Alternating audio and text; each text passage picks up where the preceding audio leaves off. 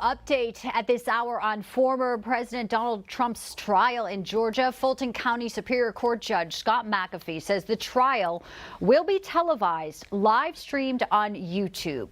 Yet another first in this historic line of indictments against a former United States president. Hi, everybody, and welcome into Newsline. I'm Bianca De La Garza. Thanks for staying with us on hour 2 this Friday. Now, a date for the trial has not yet been set, but the former president has pleaded not guilty to the 13 felony counts. He surrendered just last week. And again, this would be the first time cameras would be allowed in one of the 4 ongoing Trump cases. Joining us live with the latest details, our senior correspondent, John Huddy. John? Yeah, and Bianca, we expected this from Judge McAfee. Going back even 3 weeks, we knew he was inclined to allow cameras in the courtroom, and he's gone even so far as allowing cell phones and laptops as well. I'll get to that in a moment, but first, a couple updates. So another co-defendant has asked for his case to be separated from the others. We're seeing this a lot now. Georgia attorney Ray Smith, who is an attorney for Trump's 2020 campaign in Georgia, filed a motion for severance. It reads, as currently postured, this case involves too many defendants, 19 defendants, too many disparate predicate acts, too many prosecution witnesses, and a complex array of relationships of all the witnesses and defendants for the jury to comprehend. And it goes on to contend the case is too Byzantine, that is, overly complicated, and that the court should sever the defendants into manageable groups. Now, Smith's motion even mentions the YSL gang trial and the jury selection that lasted more than 8 months in that case involving the rapper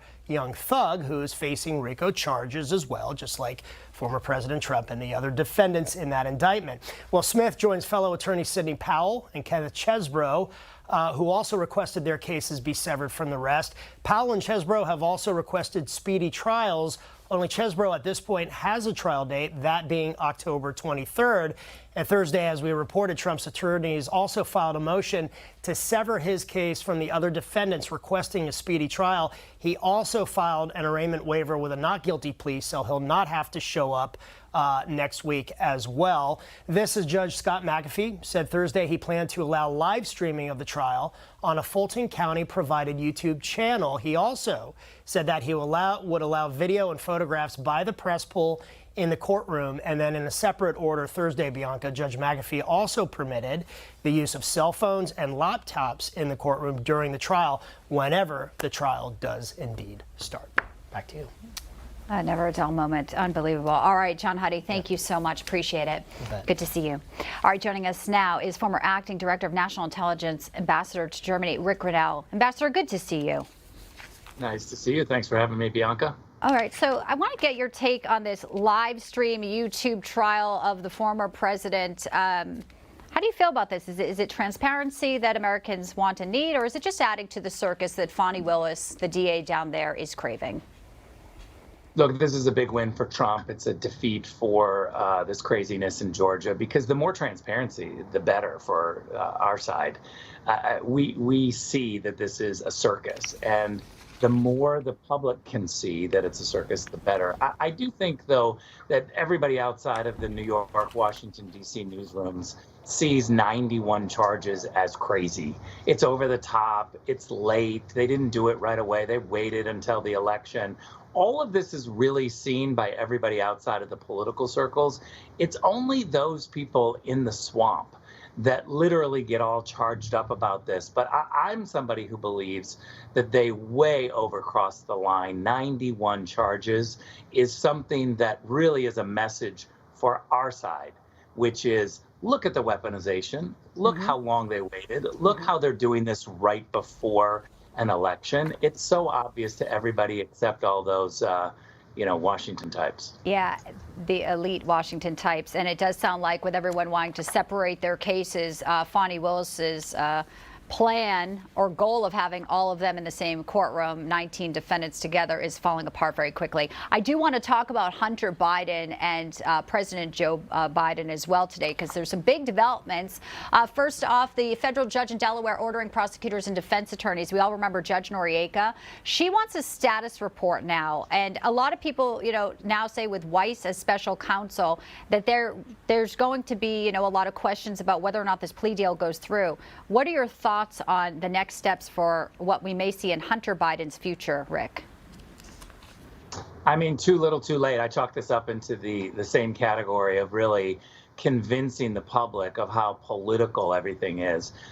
This should have been done a long time ago. Don't forget that during the election, the 2020 election, we've got Joe Biden on the record saying that he didn't do any of these things with Hunter, that Hunter is a very smart guy and one of the best people he knows.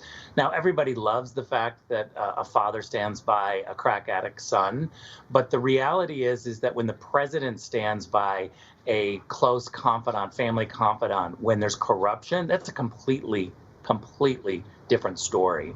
And shame on all of the reporters covering the 2020 election that didn't follow this. I mean, they really gave us the Beijing communist line, which was when looking at that laptop, oh, that must be Russia, Russia, Russia. I mean, every time the Democrats went after and said, don't look at that laptop, they were repeating the Chinese communist line, which is don't look under the hood there and see our connections to Joe Biden. You know, when we look back in that moment in the debate where Trump brought it up and, you know, it was quickly tossed aside and dismissed. It was so close to breaking wide open then, Rick. It's, you know, interesting how the dominoes are falling now. Your reaction to NARA, too, the National Archives doesn't want to release the pseudonym emails that they admit to having. In fact, America First Legal says more than 1,000 emails exchanged between Hunter Biden's investment firm and then Vice President Joe Biden. And again, you talk about the president always denying this. Here's some of his denials on the record. How many times have you ever spoken to your son about his overseas business dealings? I've never spoken to my son about his overseas business dealings. I have never discussed with my son or my brother or anyone else anything having to do with their businesses, period. And what I will do is the same thing we did in our administration. There will be an absolute wall between personal and private and the government. So National Archives admits they have them, but how convenient that they need Biden and Obama's permission to release them. I mean, what a joke. Yeah, look, NARA is an organization that really needs to be imploded. It's really a bad situation when they hide all of these emails. They don't share them. Let's be clear. They knew exactly what was in there. They knew that Joe Biden had all of these aliases. It was pretty scandalous to think that a federal agency would know this but not share it. I think it's really an important thing to clean up. The president have to be cleaned up. Hey, Rick, before we let you go, so President Biden, obviously, after the terrible response to Maui, is going to be going to Florida tomorrow. He was at FEMA headquarters yesterday, obviously trying to get better optics. You know, he was asked by reporters if he was going to comply with Speaker McCarthy's request to give over his bank records, to which he laughed. He's asked about that twice, though, this week by legacy media. Your thoughts on that? Transparency is not political. It's not partisan. It is something that we demand we should have more of. But the reality is the Democrats are afraid of it because it exposes them, and we don't have a media that is trying to push for transparency. They're pushing for protection. Former Ambassador to Germany, Ric Grenell, always a pleasure. Good to see you. Thank you so much, and enjoy the rest of your Friday wherever you are. Thanks. All the best. Thank you.